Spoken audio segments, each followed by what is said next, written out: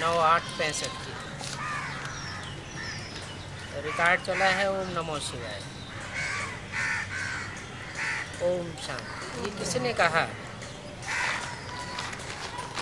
अपने से प्रश्न पूछना है क्या? ओम शांति किसने कहा? ओम का अर्थ मनुष्यों ने अनेक प्रकार का बताया है। बाप कहते हैं 1 सेकंड में बाप से वर्षा का अधिकारी बन जाना, ये है ओम का अर्थ। ओम कहा और आत्मिक स्थिति में स्थित हुए और बाप के बच्चे बने और वर्षा के अधिकारी बन गए। बच्चा पैदा हुआ और कहेंगे बारिश पैदा हुआ। फिर शरीर से बालिग होता है। पहले बच्चा सगीर होता है, नाबालिग होता है, तो कहा जाता है कि बच्चा वारिसदार आया, लेकिन वारिसदार बन थोड़ा ही जाता है। जब बच्चा बड़ा होता है, बालिग होता है,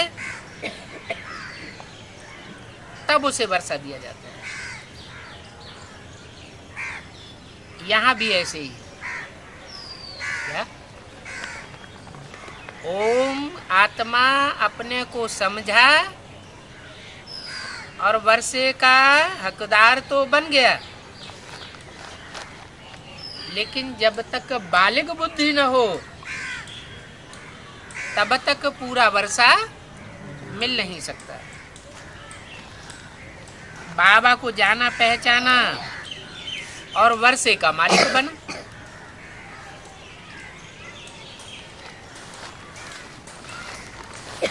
छोटा सगीर बच्चा भी माँ बाप को पहचानता है, और जो बड़ा बच्चा होता है, बालिग होता है, वो विशेष रूप से माँ बाप को मिल्कियत सहित पहचान लेता है, सारी पावर सहित पहचान लेता है, फिर वारिसदार बनता है। यहाँ तो तुम सब बड़े ही हो क्या? लौकिक रीति से तो सब बड़े ही हो। आत्मा को बाप का परिचय मिला, बस सेकंड में बाप का वर्षा मिल गया। बच्चा पैदा होने से ही समझेंगे कि ये बाप की जायदाद का वर्षा पावेंगे। ये तो है बेहद का बाप। कहते हैं हे बच्चे, तुम्हारी आत्मा ने जाना है कि बाप आया हुआ है।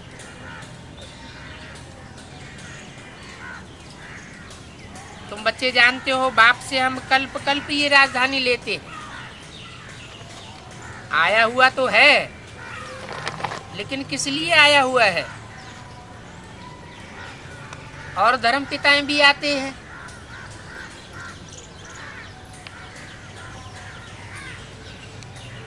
उनके भी फॉलोअर्स बच्चे बनते हैं।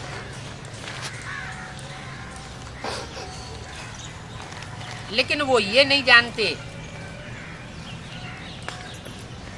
कि राजधानी का मालिक बनावेगा। और यहाँ तुम जानते हो कि बाप आया हुआ है और राजधानी का नंबरवार मालिक बनाने के लिए आया हुआ है। हम कल्प कल्प ये राजधानी लेते हैं। और धर्म पिताएं सिर्फ धर्म स्थापन करते हैं, धर्म की धारणाएं सिखाते हैं और चले जाते हैं। और ये तुम्हारा बेहद का बाप सिर्फ धर्म की धारणाएं ही नहीं सिखाता, बल्कि तुम्हारे लिए राजाई भी स्थापन करके जाता है। तो जैसे कि सेकंड में तुम विश्व के मालिक बन जाते हो। तो ओम यानी मैं आत्मा और यह है मेरा शरीर। मैं आत्मा किसका बच्चा हूँ? परम पिता परमात्मा का। बाप भी कहते हैं ओम, मैं परम आत्मा हूँ लेकिन मुझे अपना शरीर नहीं है। बात कितनी सहज है।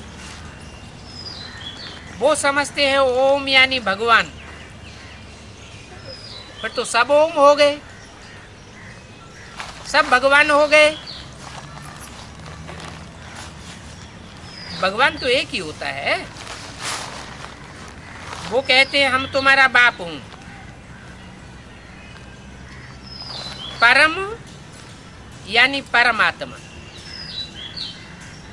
आत्मा तो है, लेकिन कैसी आत्मा? परम पिता परमात्मा। क्या कहा जाता है? पहले परम पिता फिर परमात्मा। पिताओं में सबसे बड़ा पिता, जिसका कोई पिता होता नहीं। धर्म पिताओं का भी पिता, धर्म पिताएं भी उसको इशारा करके इंगित करते हैं। और फिर आत्माओं का भी पिता, लेकिन वो कहा जाता है परमात्मा। किसके बीच में? आत्माओं के बीच में परमात्मा। जो भी आत्माएं पार्ट बजाने वाली हैं, उन पार्ट बजाने वाली आत्माओं के बीच परम पार्ट बजाने वाली आत्मा, वो परमात्मा। और परम पार्ट बजाने वाला माना हीरो पार्टधारी, उसका भी बाप। क्या ड्रामा में एक्टर्स होते हैं, छोटे मोटे एक्टर्स होते हैं, बड़े एक्टर्स होते हैं, लेकिन उन एक्टर्स को इशारा देने वाला जो डायरेक्टर होता है, वो रंगमंच पर दिखाई नहीं देता है। ऐसे ही इस सृष्टि रूपी रंगमंच का जो डायरेक्टर है, परम पिता जिसे कहा जाता है सुप्रीम सोल, वो इन आंखों से दिखाई नहीं देता है। जिसको तीसरी आंख होती है, ज्ञान का नेत्र होता है, वो उनको पहचानता है और उनके इशारों पर, डायरेक्शन पर पार्ट बजाता है। जो नहीं पहचानता है, वो या तो अपनी मनमत पर चलता है या फिर दूसरों के इशारों पर चल पड़ता है। कोई ऐसे भी एक्टर्स भोंदू होते हैं कि डायरेक्टर के इशारे को नहीं पकड़ पाते हैं, तो आसपास के जो एक्टर्स होते हैं उनके इशारों पर चल पड़ते हैं। तो प्राइज किसको मिलेगा? कौन से एक्टर को प्राइज मिलेगा? डायरेक्टर के इशारे पर चलने वाले, जो ऊंचे से ऊंचे डायरेक्टर के इशारों पर चलने वाला एक्टर होगा, उसको प्राइज मिलता है। बाप कहते हैं मैं तुम्हारा बाप हूं। 500-700 करोड़ मनुष्य एक्टर्स हैं इस सृष्टि रूपी रंगमंच के। 100 करोड़ से ऊपर तो क्रिश्चियंस ही हैं, लेकिन वो क्राइस्ट को ही अपना सब कुछ मान लेते हैं।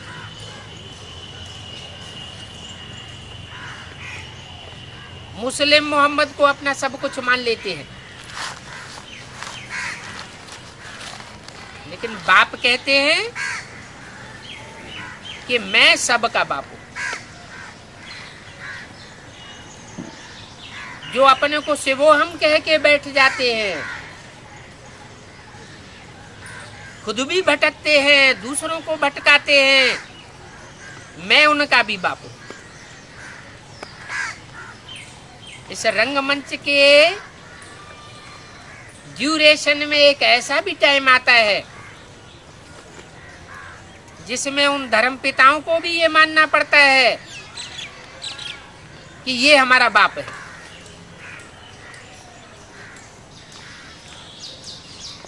जिसको सारी दुनिया पुकारती है, हे पतित पावन, हे पतितों को पावन बनाने वाले, ऐसे कोई भी नहीं कहेंगे परमपिता परमात्मा की आत्मा मेरे द्वारा तुमको राजयोग सिखलाई रही है। किसको पता ही नहीं है ना मालूम होने के कारण कृष्ण भगवान का नाम लिख दिया है। उसने राजयोग सिखाया, व पतित से पावन बनाया। वास्तव में कृष्ण को पतित पावन कह नहीं सकते।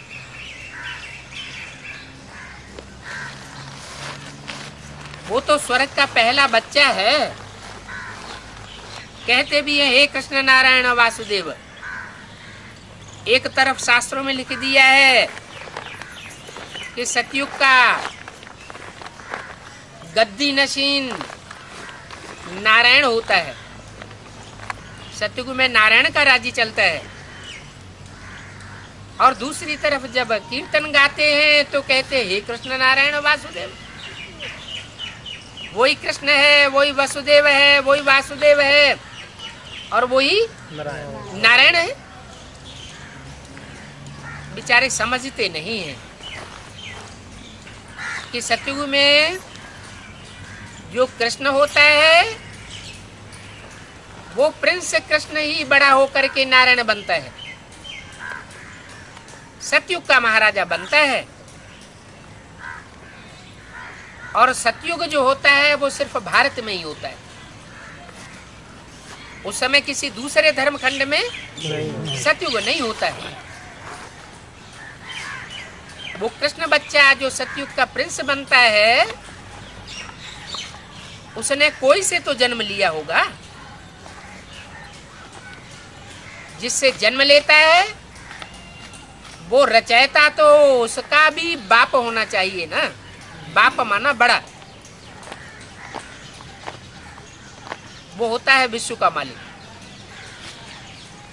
सारे विश्व धर्म की आत्माएं उसको अपना बाप मानती है।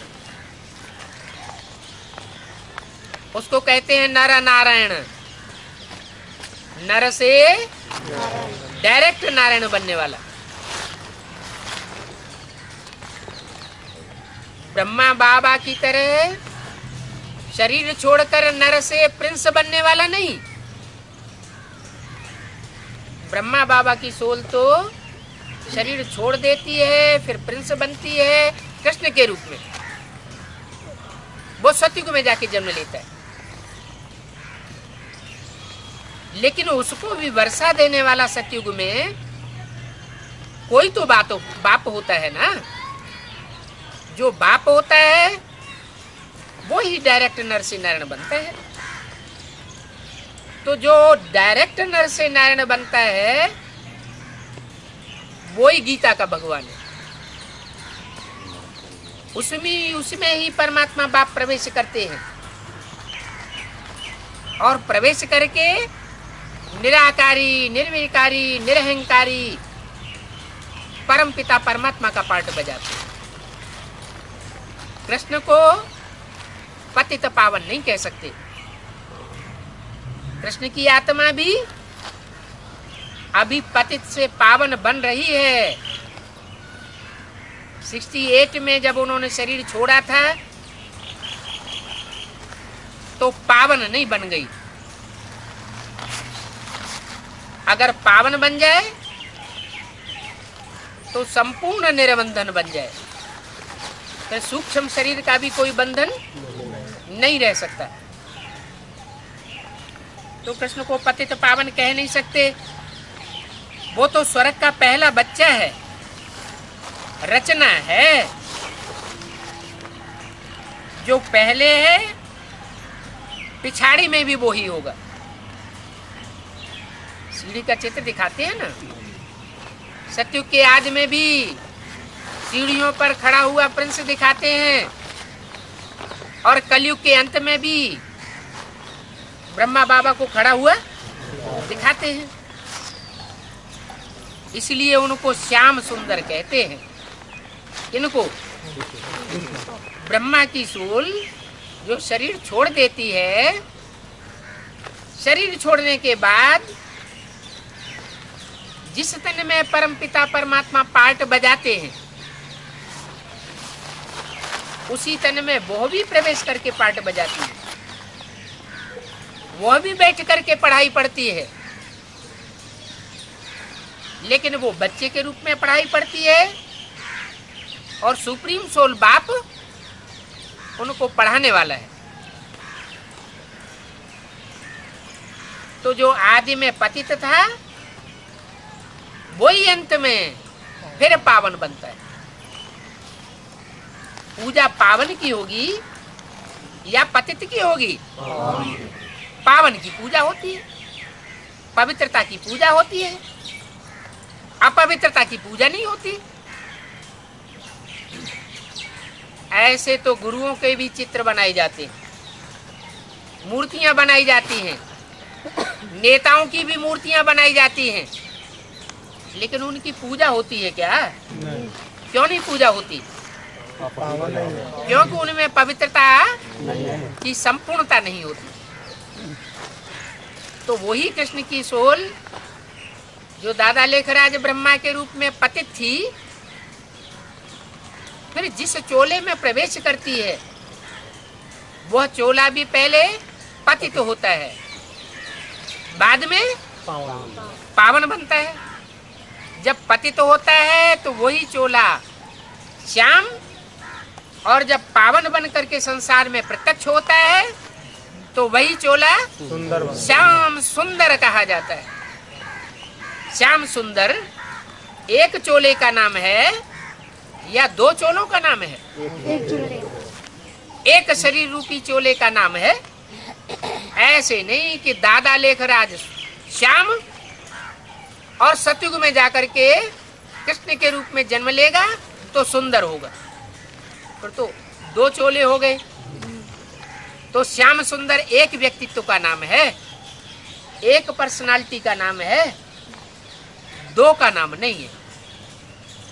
माना दादा लेखराज कृष्ण की सोल कोई ब्राह्मण बच्चे में प्रवेश करती है, पहले वो ब्राह्मण बच्चा पतित है, बाद में पावन बनता है।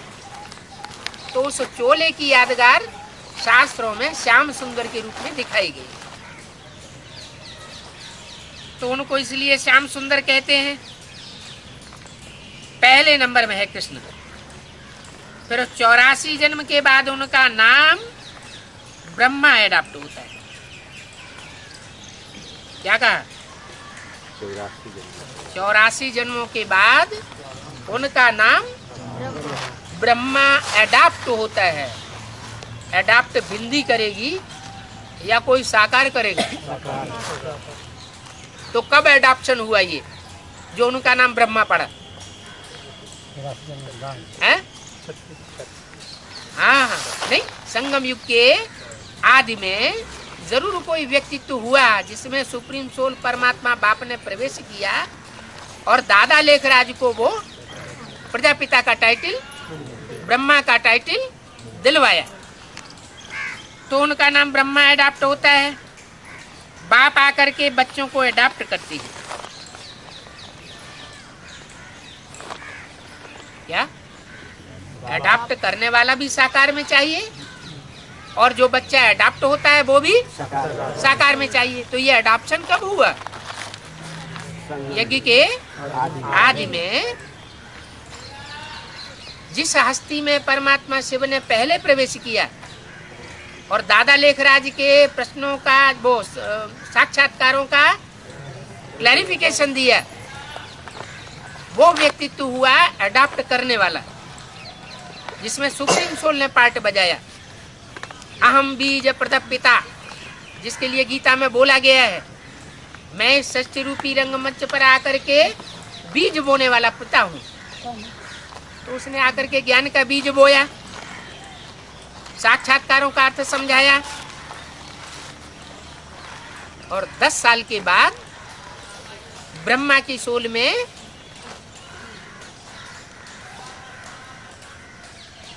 परमात्मा बाप ने जब प्रवेश किया तो वो एडॉप्शन प्रत्यक्ष हो गया। मैं जिस चोले में भी प्रवेश करता हूँ उसका नाम ब्रह्मा रखना पड़े।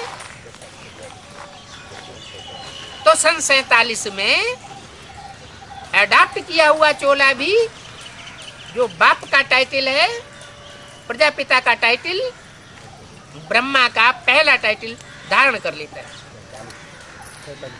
माता का पार्ट बजाता है। और सन 66 में उससे पहले ब्रह्मा कुमारी ईश्वरीय विश्वविद्यालय लिखा जाता था और सन 66 के बाद प्रजापिता का भी टाइटल आ जाता है, तो प्रजापिता ब्रह्मा कहा जाता है। लेकिन टाइटलधारी है कौन? कृष्ण की सोल दादा लेखराज, वो टाइटलधारी प्रजापिता ब्रह्मा है, ओरिजिनल नहीं है। जो ओरिजिनल है वो आत्मा विश्व का मालिक बनती है और जो टाइटलधारी है वो विश्व के मालिक का बालक पहला प्रिंस बनता है। तो तुम्हारी माँ भी है और बाप भी है, प्रजापिता भी है। फिर बाप कहते हैं उनको मुख से रचता हूं। किनको? बाप कहते हैं इनको मुख से रचता हूं। कौन बोल रहा है? सुप्रीम सोल बोल रहा है। किसके तन में बोल रहा है? हैं? दादा लेखराज ब्रह्मा के तन से बोल रहा है। क्या बोल रहा है? बाप कहते हैं इनको मुख से कहता हूं, तुम मेरे बच्चे हो। क्या? अभी भी तुम मेरे बच्चे हो और सतयुग में भी तुम मेरे बच्चे बनोगे। कैसे? सुप्रीम सोल सतयुग में जाता है क्या? सुप्रीम सोल नहीं जाता है। वो जिसमें प्रवेश होकर के संसार में सुप्रीम सोल के रूप में प्रत्यक्ष होता है वो तनधारी ही बाप समान बन जाता है। इसलिए शिव और शंकर को मिलाकर एक कर देते हैं। तुम कहते हो हम बाप के हैं, आपसे वर्षा लेने आए हैं। बुद्धि भी कहती है बाप आता जरूर है। कब आता है? ये भी विचार की बात है। कहते हैं पतित पावन आओ, तो जरूर जब पतित दुनिया का अंत हो तब तो आवेंगे ना। कब हो पतित दुनिया का अंत? अभी पतित दुनिया का अंत हुआ नहीं कि हो चुका? कि होने वाला है? होने वाला है। होने वाला है माने अभी आया नहीं है? नहीं है? तुम यहाँ आके काय के लिए बैठ गए? ऐसे ही धक्के खा रहे हैं? बोलो। आना भी एक प्रकार से समझने की बात नहीं है। एक होता है आया, मन बुद्धि ने पहचाना। कोई की मन बुद्धि ने पहचाना, कोई की मन बुद्धि ने नहीं पहचाना। कोई ने 100% पहचाना, कोई ने नंबरवार पहचाना। और एक होता है आया और सबने जाना। तो ऐसी प्रत्यक्षता अभी नहीं हुई है। तो जब पतित दुनिया का अंत हो तब तो आवेंगे ना। इसको कहा जाता है कल्प का अंत और आदि का संगम। क्या? संबत एक एक एक। क्या कहा जाएगा उस समय? हैं? कल्प बदल जाएगा और कहा जाएगा संबत एक एक एक। आदि का संगम और कल्प के अंत का संगम। अंत में सब पतित है। क्या अभी अंत हुआ या नहीं है? वो संबत एक एक आया या नहीं? अभी नहीं आया। अभी नहीं आया इसका मतलब ये है कि अभी कोई भी पावन नहीं है। प्रजापिता भी पावन नहीं है। अगर वो पावन हो फिर तो शिव सुप्रीम सोल को प्रवेश करने की दरकार ही नहीं। तो बोला अंत में सब पतित होते हैं और आदि में सब पावन है। अंत में पतित दुनिया का विनाश होता है। क्या कहा? जब प्रत्यक्षता होगी तो एक तरफ स्वर्ग के नजारे देखने में आवेंगे और दूसरे तरफ विनाश के नगाड़े सुनने में आवेंगे। एक तरफ स्थापना और दूसरी तरफ विनाश के नजारे देखने में आवेंगे। तो अंत में पतित दुनिया का विनाश होता है और पावन दुनिया की स्थापना होती है। क्या? पावन दुनिया की स्थापना होती है। वो स्थापना अभी बुद्धि में हो रही है। नंबरवार बुद्धियां, जो निश्चय बुद्धि बच्चे हैं, उनकी बुद्धि में नंबरवार स्थापना हो रही है। जो आसुरी सृष्टि वाले हैं वो हिल रहे हैं और जो दैवी सृष्टि वाले हैं, जिन्होंने देवताई युग में जाना है, उनकी दृष्टि और वृत्ति और बुद्धि स्थिर हो रही है।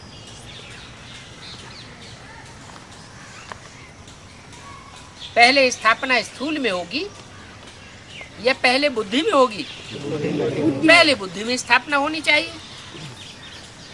दुनिया का हर काम पहले सूक्ष्म में संपन्न होता है, फिर स्थूल में प्रत्यक्ष होता है। तो पावन दुनिया की स्थापना होती है, फिर वृद्धि को पाते जाते हैं। माना जो पावन दुनिया बनेगी वो एक साथ 9 लाख की नहीं बन जाएगी। एक साथ 9 लाख की बन जाएगी नहीं।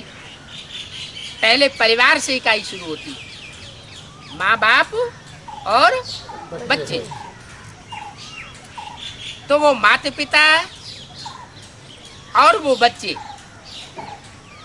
उनका परिवार पहले प्रत्यक्ष होता है।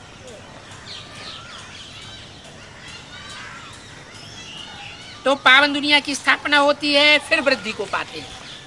माने पहले एक पारिवारिक इकाई ब्राह्मणों की दुनिया में प्रत्यक्ष होगी। कितनों की पारिवारिक इकाई होगी?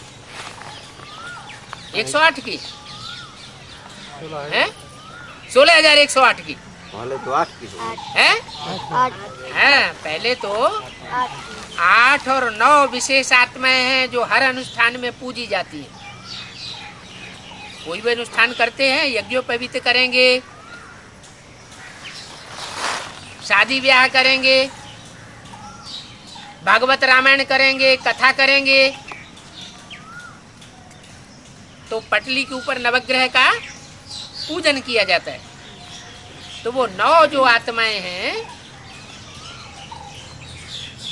वो विशेष आत्माएं हैं जिन्होंने नई सृष्टि का एक साथ फाउंडेशन डाला,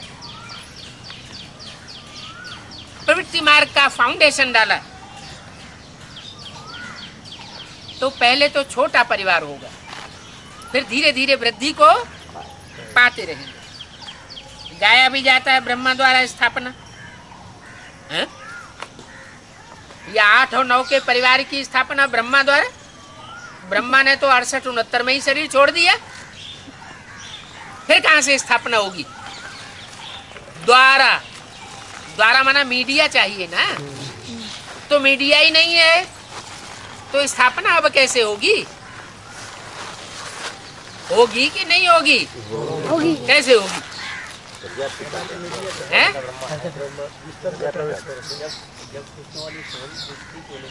हाँ, जब कृष्ण वाली सोल शंकर के मस्तक पर है तो अधूरी है।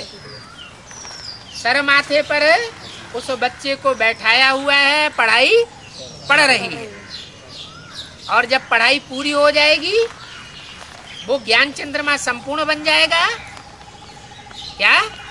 संपूर्ण माँ की यादगार हर महीने में क्या मनाई जाती है? पूर्णमासी।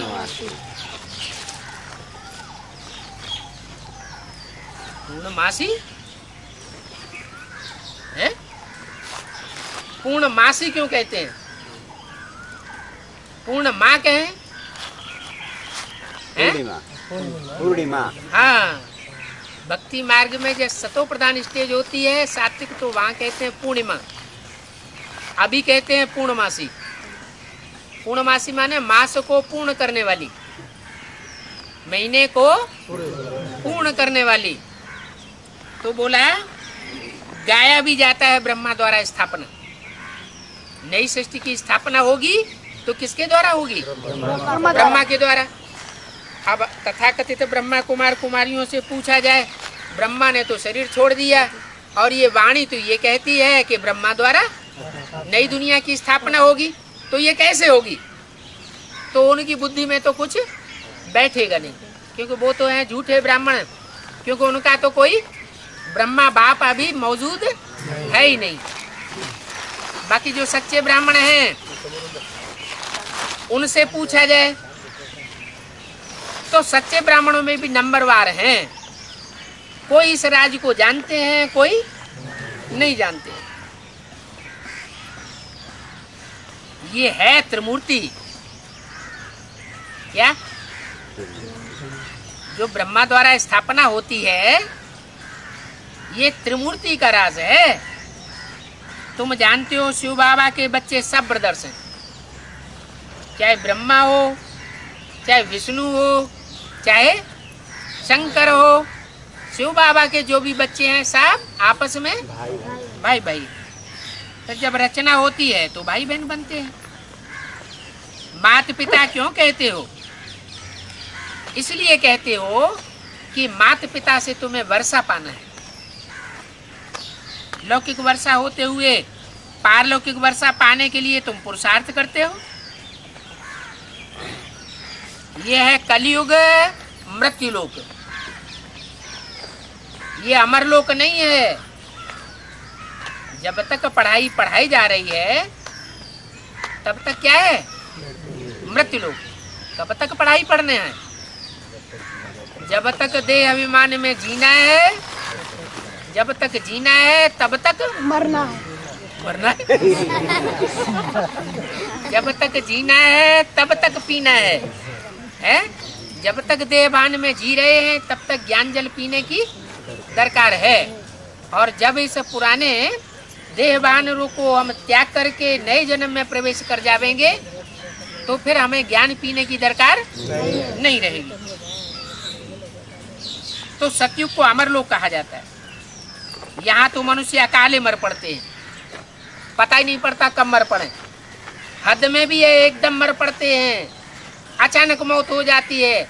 और बेहद में भी पता ही नहीं लगता है ये कब अनिश्चय बुद्धि हो गई। निश्चय बुद्धि माना जिंदा हुए, जीवन मिला, जन्म हुआ, और अनिश्चय बुद्धि मृत्यु हुआ। सतयुग है दैवी दुनिया। आदि सनातन देवी देवता धर्म रहता है, हिंदू धर्म तो है नहीं। आदमशुमारी जब निकालते हैं तो पूछते हैं आप किस धर्म के हो। हम ब्राह्मण बच्चों से सरकार के लोग पूछते हैं कि आप किस धर्म के हो। हम कहते हैं हम तो ब्राह्मण धर्म के हैं, तो वह लोग हिंदू धर्म में लगा देंगे। हम ब्राह्मण कहेंगे भी तो भी वो हिंदू धर्म में लगा देंगे, क्योंकि हम ब्राह्मण भी हिंदू धर्म में आ जाते हैं। क्यों? हम आदि सनातन देवी देवता धर्म में क्यों नहीं आते अभी? हैं? क्योंकि हम भी अभी पक्के ब्राह्मण बने नहीं हैं। पक्का ब्राह्मण माना देवता, हाफ कास्ट कच्चा ब्राह्मण माना अधूरा ब्राह्मण। तो अधूरे ब्राह्मण हैं तो हम मुख से तो कहते हैं बहुत सी बातें, लेकिन प्रैक्टिकल जीवन में अपनाए नहीं पाए रहे हैं। आर्य समाजी आदि जो भी हैं सबको हिंदू धर्म में लगा दिया। वास्तव में हिंदू धर्म तो कोई होता नहीं। यूरोप में रहने वाले को यूरोपियन धर्म थोड़ा ही कहेंगे, ऐसे ही हिंदुस्तान में रहने वालों को हिंदू धर्म थोड़ा ही कहेंगे। फिर ये नाम हिंदू धर्म कैसे पड़ा? उस बात का भी फाउंडेशन कहीं तो पड़ा होगा। वास्तव में और धर्म जितने भी हैं वो सब हिंसा फैलाने वाले हैं। ये सनातन धर्म की परमात्मा बाप जब आकर के स्थापना करता है तो इसमें हिंसा का कोई नाम निशान नहीं होता। वो कहते हैं दूसरे धर्म के लोग कोई कोई अहिंसा परमो धर्म, जैसे बौद्धि लोग जैनी लोग, लेकिन क्या वो मनसा वाचा कर्मणा हिंसा को दूर कर पाते हैं? नहीं कर पाते। यहाँ तो ब्राह्मण धर्म तभी पक्का माना जाएगा जब मनसा वाचा कर्मणा स्थूल हिंसा और काम कटारी की हिंसा, सब प्रकार की हिंसा करना बंद कर दो, तब टाइटल मिलेगा देवता धर्म का।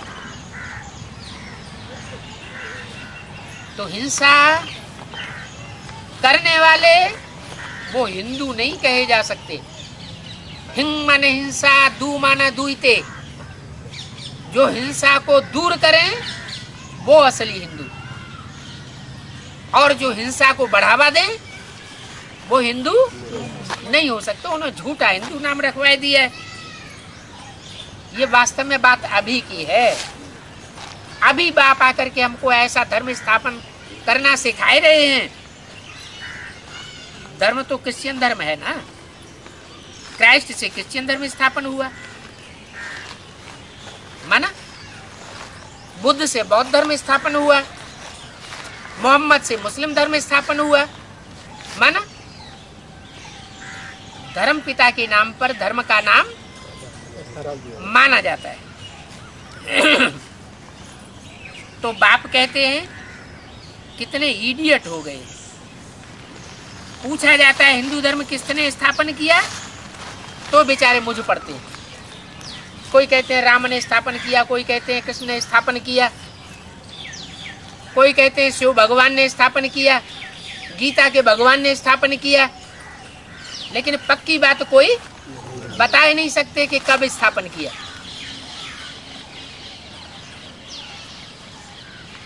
मुझ पढ़ते हैं, कहते हैं गीता द्वारा स्थापन हुआ। तो समझाया जाता है गीता से आज सनातन देवी देवता धर्म की स्थापना हुई है। धर्म की स्थापना पुस्तक से होती है या धर्म पिता से होती है? धर्म पिता आता है तो धर्म की स्थापना कराता है, भले उसके लिए सहयोगी कोई न कोई को जरूर बनाता है।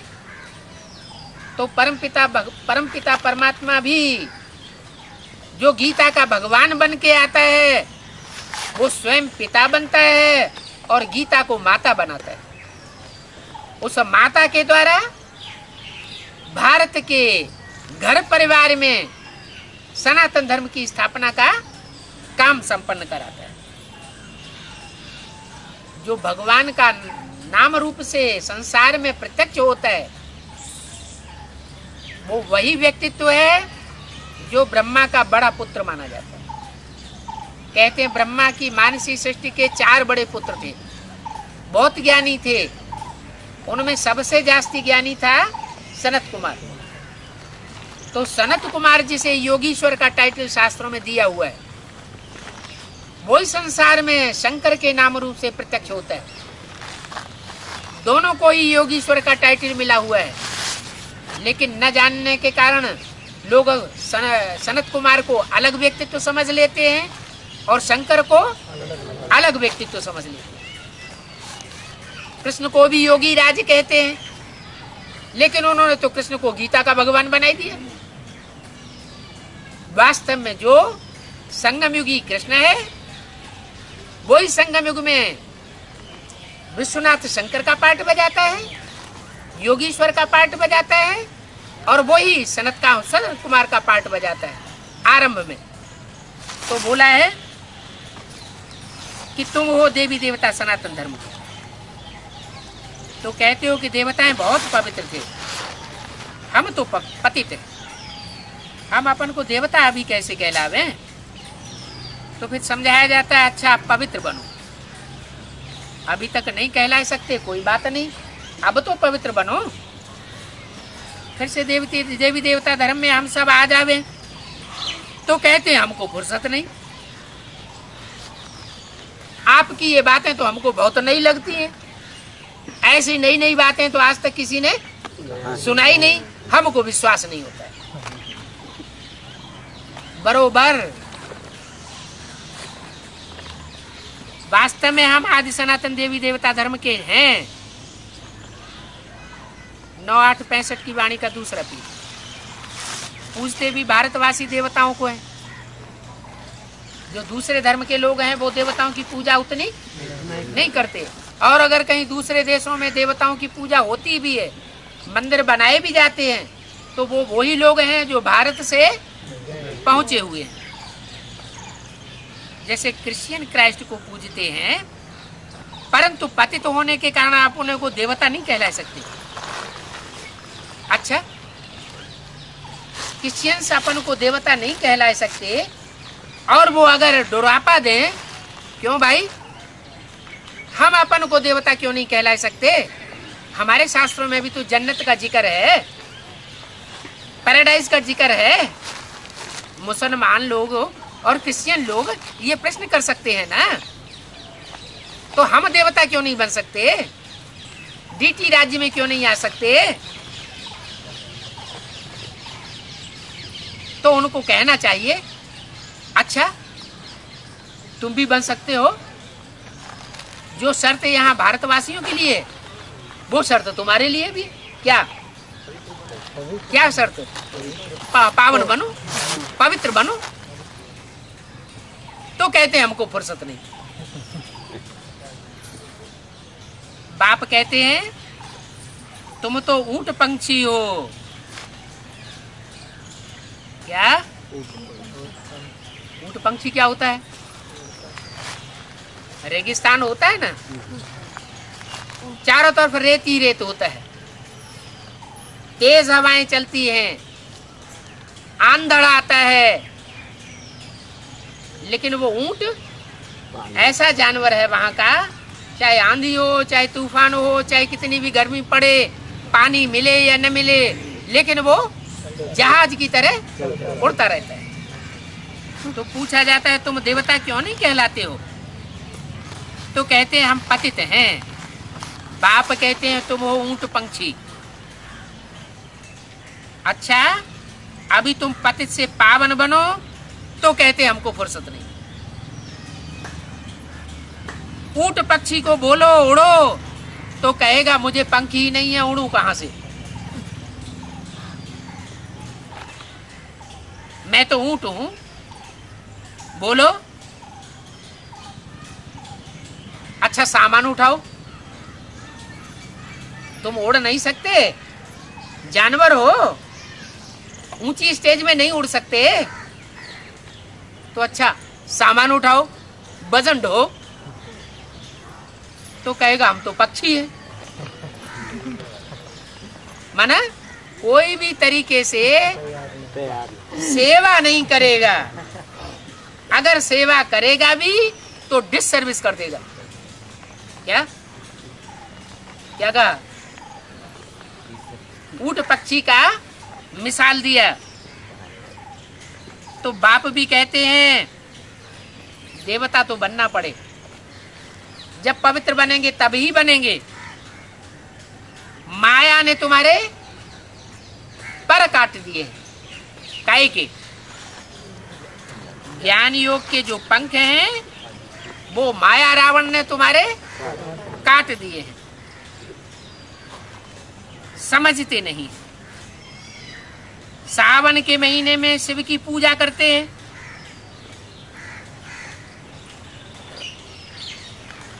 ज्यादा पूजा कौन से महीने में करते हैं? क्यों? ये भी फाउंडेशन कहीं पढ़ा होगा? कब पढ़ा? कैसे है? अरे किस बात के आधार पर शास्त्रों में शिव की पूजा का विशेष महात्म्य जो है वो श्रावण मास में लिख दिया है? अरे ज्यादा बरसात कौन से महीने में होती है? श्रावण के महीने में ज्यादा बरसात होती है। तो ये भी मौसम है एक साल का, वो एक साल का मौसम जो है उसमें सर्दी गर्मी बरसात सब होती है। तो ये बरसात में भी विशेष बरसात का जो मौसम है वो श्रावण मास आया हुआ है। और श्रावण मास में भी अभी कौन सा चल रहा है? अभी शुद्ध श्रावण मास चल रहा है। और अगला महीना जो आने वाला है वो अधिक मास आने वाला है, पुरुषोत्तम मास जिसे कहते हैं। कौन सा मास? पुरुषोत्तम मास। उसमें विशेष बरसात होती है। क्या? तो विशेष बरसात का जो मौसम होता है उसको उन्होंने पुरुषोत्तम मास नाम दे दिया। उसमें व्रत रखते हैं। तुम्हारे लिए तो सावन है, कोई एक महीने की बात नहीं है।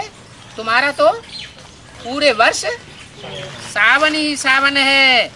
ज्ञान बरसात का मौसम है ना। तुम्हारे लिए तो बरसात हमेशा होती ही रहती है। तुम व्रत रखते हो, कौन सा व्रत रखते हो? हैं? पवित्रता का व्रत रखते हो। जहां तक जिएंगे पवित्र दुनिया का मालिक बनेंगे। मनुष्य फिर कौन सा व्रत रखते हैं? हैं?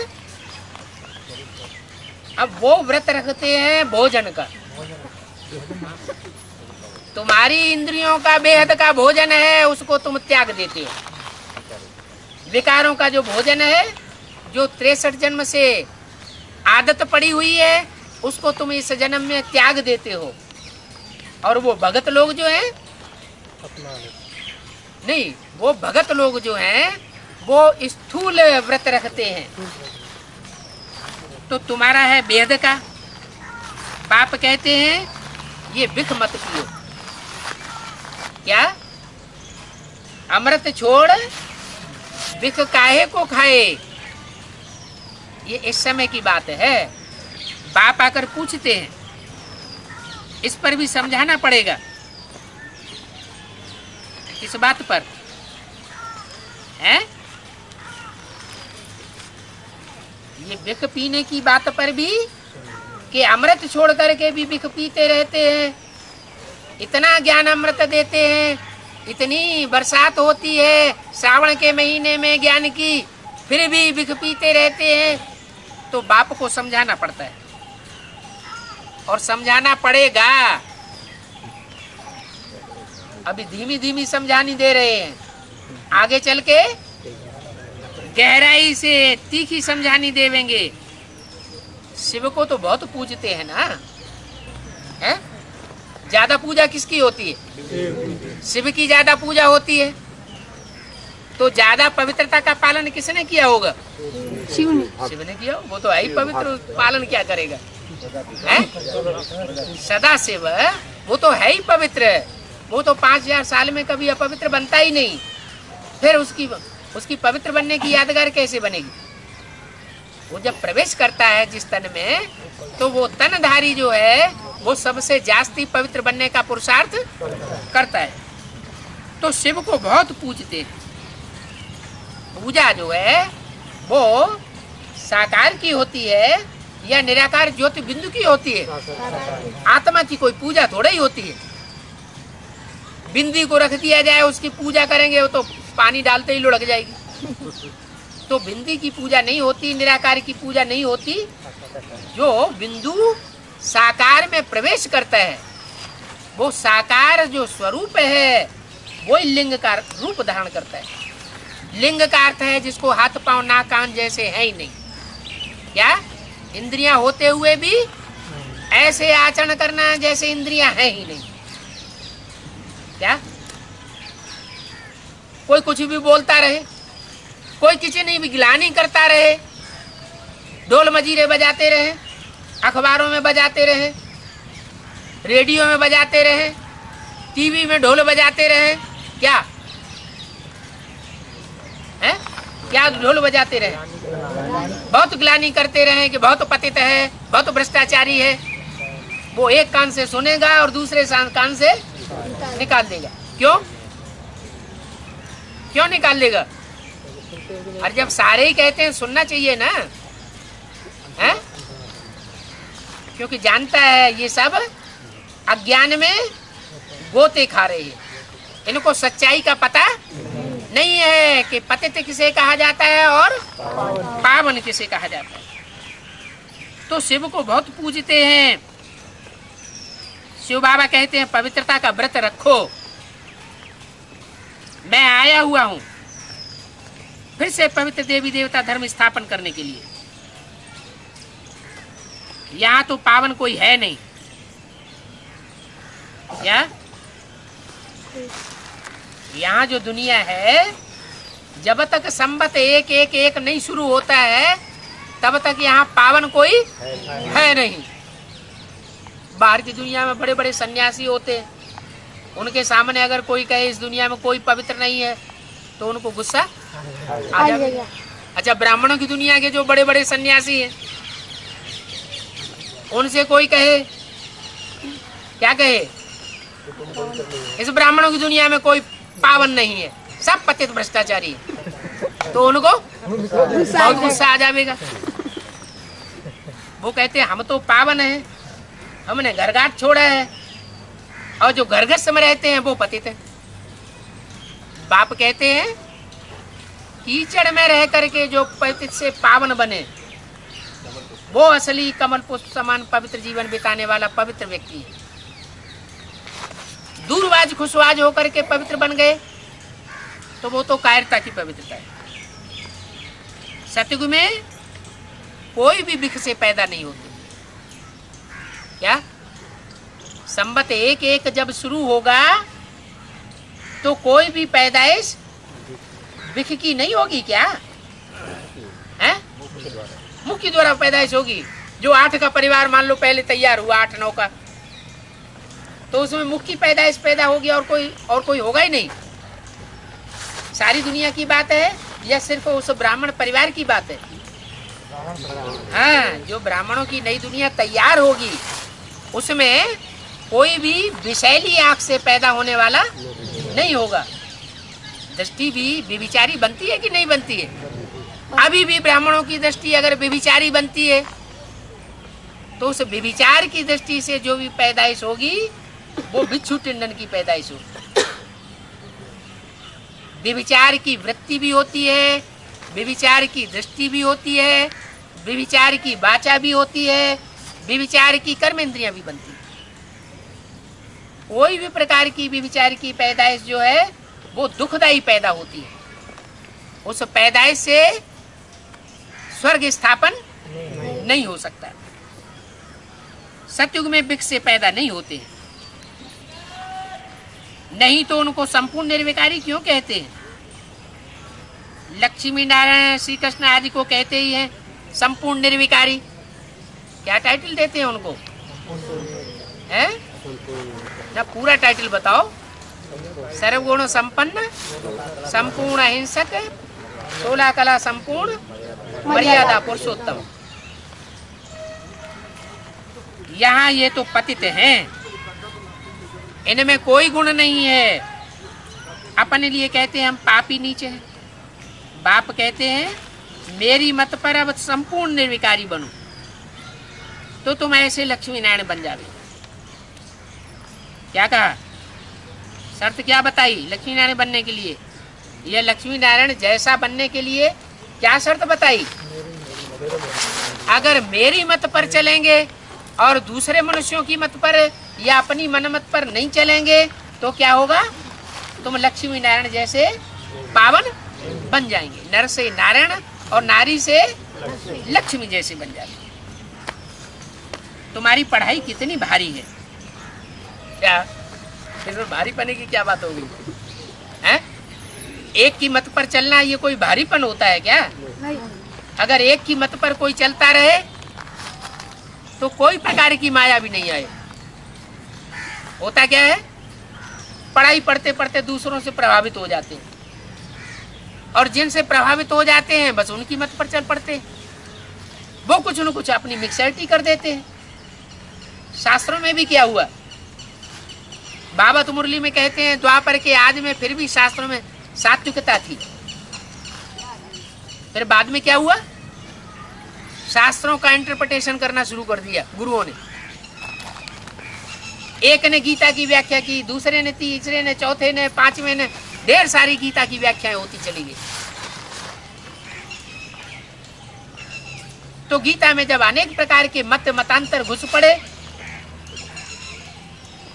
तो रावण के 10 सिर होते हैं और राम का 1 सिर होता है। वो एक मुख से मत देगा और वो अनेक मुखों से मत देता है, तो रावण राज्य स्थापन हो जाता है। तो अनेक मत से है दुर्गति और एक मत से है सदगति। तो एक मत देने वाले को पहचानना बहुत जरूरी हो जाता है। वो एक मत देने वाला परमपिता परमात्मा इस सृष्टि पर कौन है? क्योंकि उसके लिए तो गीता में गाया हुआ है, मैं अति साधारण तन में आता हूं। मूढ़मती लोग मेरे को पहचान नहीं पाते हैं, मेरे को गालियां देते हैं, ग्लानि करते हैं। तो मैं आता हूं, जब मैं आता हूं तो मेरे को नहीं पहचान पाते, और जब मैं इस सृष्टि पर नहीं होता हूं तो बड़े बड़े मंदिर बना करके, बड़े बड़े महल बना करके मेरी पूजा करते रहते। अभी माउंट आबू में क्या हो रहा है? बड़े बड़े महल, मारियां, अटारियां बनाए जा रहे हैं और प्लास्टिक का चित्र बना करके उसकी पूजा हो रही है, भोग लगाया जा रहा है। तो ये शूटिंग भी यही की होती है, एक की मत पर सदगति और अनेक मनुष्य गुरुओं की मत पर दुर्गति। अभी तुम बच्चों को मनुष्य से देवता बनने का पुरुषार्थ कर विश्व का मालिक बनना। क्या कहा? लक्ष्य क्या दिया? सतयुग का मालिक नहीं बनना है, क्या बनना है? पुरुषार्थ करके सारे विश्व का मालिक बनना है। ऐसे नहीं कि ब्राह्मण धर्म की आत्माएं, क्षत्रिय धर्म की आत्माएं या देवता धर्म की आत्माएं ही कहें कि हमारे मालिक हैं। नहीं, जो भी धर्म वाले हैं सब क्या कहें? हे मालिक, तेरे बंदे हम। तुम सबके मालिक बनते हो। सतयुग आदि में देवी देवताओं का राज्य था ना? क्या? किसका राज्य था? आदि में से देवी देवताओं का राज्य था। क्यों कहा आदि में राज्य था? मध्य में देवी देवताओं का राज्य नहीं था? हैं? बोलो, आदि में क्यों कहा? सतयुग आदि में देवी देवताओं का राज्य था। अच्छा, सतयुग मध्य में और सतयुग अंत में देवी देवताओं का राज्य नहीं था? फिर क्यों कहा आदि में राज्य था? अरे आदि में देवी देवताओं का फाउंडेशन पड़ता है, फाउंडेशन पड़ता है, लेकिन राज्य होता है कि नहीं? मध्य और अंत में होता है। अंत में सतयुग आदि में और सतयुग अंत में देवी देवताओं का राज्य होता है या नहीं होता है? होता है। होता तो है, लेकिन उनको देवता नहीं कहेंगे। क्यों? क्योंकि उनकी कलाएं कम हो जाती हैं। वो दूसरे धर्मों में कलाएं कम होने के कारण द्वापर युग से कन्वर्ट होती जाती हैं, इसलिए उनको देवता नहीं कहा जा सकता। एक नारायण की पूजा होती है या 8 नारायण की पूजा होती है? एक नारायण की पूजा होती है। तो जिनकी पूजा होती है वो 16 कला संपूर्ण बनते हैं, और जिनकी पूजा नहीं होती वो सब अधूरी कलाओं वाले बनते हैं। भारत का नाम डुबोने वाले बनते हैं। क्या? भारत को और भारतवासियों को धोखा देने वाले बनते हैं।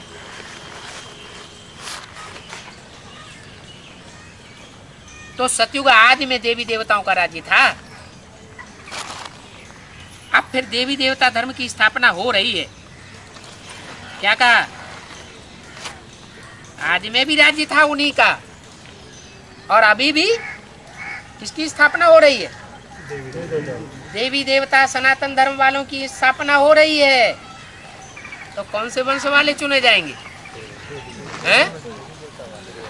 अरे कौन से वंश वाले चुने जाएंगे? इस्लाम वंशी चुने जाएंगे कि सिख वंशी चुने जाएंगे कि चंद्रवंशी चुने जाएंगे? हैं? सूर्यवंशी चुने जाएंगे। अच्छा, सूर्यवंशी में कोई चंद्रवंशी नहीं होगा? चंद्रमा होगा कि नहीं होगा?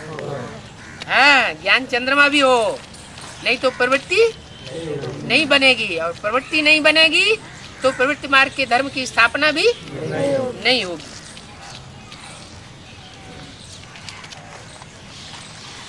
तो तुम पवित्र बनकर स्वर्ग का वर्षा लेते हो। स्व माने आत्मा, आत्मा को राजाई मिलती है, स्वराज्य मिलता है।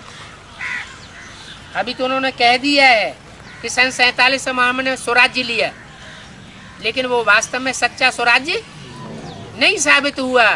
सच्चा स्वराज्य तो परमात्मा बाप ही आकर के स्थापन कर रहे हैं। ओम शांति।